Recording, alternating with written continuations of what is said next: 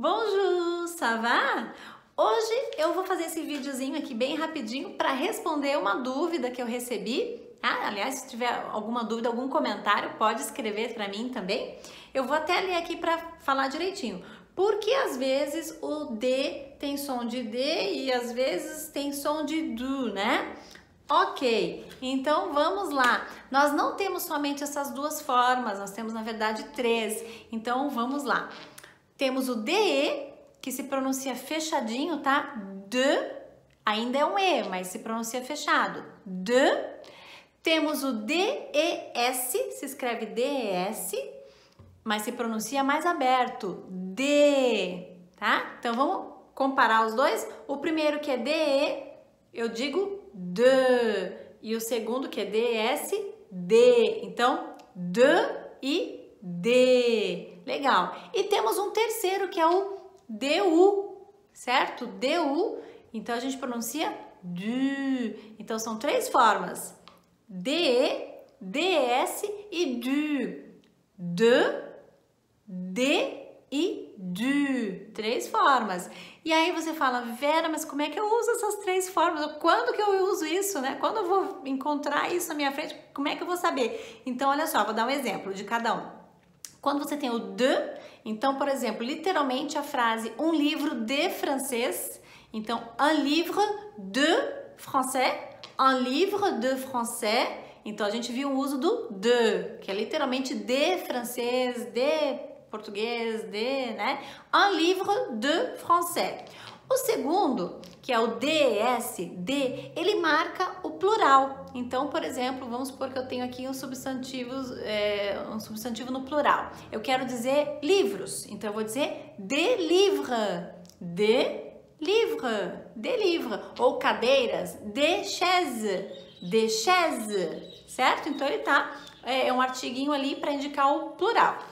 E eu tenho o du, então, que o du, ele tem duas situações. Então, o du, ele pode ser, por exemplo, como a gente chama de article contraité, um artigo contraído, porque no francês, a gente não, quando eu quero dizer o do, né, eu venho do Brasil, por exemplo, eu venho do Brasil, para fazer isso, teoricamente em francês seria de le, um D e o le, né? Le, tô falando em português, né? Mas a pronúncia certa é le. Então, de le. Mas a gente não faz isso, tá? Então, é por isso que a gente chama contraído, um artigo contraído. Então, ao invés de ter o de e o le, ele fecha junto, fica du, tá? Então, não se usa o de le, se usa du.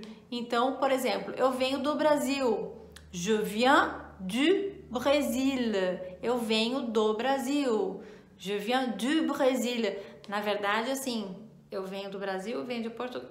Eu nasci em Portugal, né? Eu vim pequenininha pro Brasil, me criei no Brasil, mas amo os dois e, né, tenho os dois aqui no coração. Então, je viens du Portugal, je viens du Brésil, certo?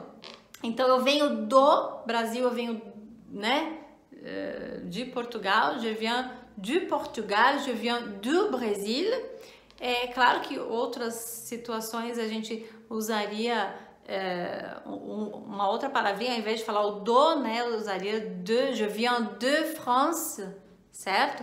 Mas quando eu quero falar o do, aqui no caso, je viens do Brésil, eu digo je viens du Brésil. E tem um outro uso para o du, né? Eu digo du, escrito em português du, mas a gente diz du. Então, eu também chamo como o partitif, a gente chama em francês. Nesse caso, ele não tem exatamente uma tradução. Por exemplo, eu digo, eu quero chocolate. Eu amo chocolate, tem que parar com isso. Vamos lá. Je veux du chocolat. Eu quero chocolate. Então, eu não estou dizendo... A minha fala em português não está dizendo eu quero do chocolate. Eu quero chocolate.